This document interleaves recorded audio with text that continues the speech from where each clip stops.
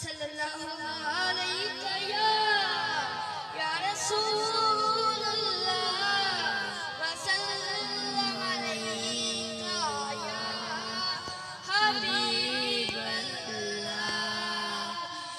एक नहीं उन पर कुर्बान ज़माना है। एक नहीं उन पर कुर्बान ज़माना है। उससे आलम का महबूब यगाना है।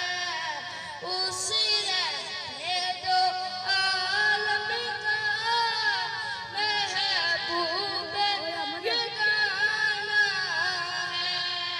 सरकार की महफिल है, खुशियों का ज़माना है।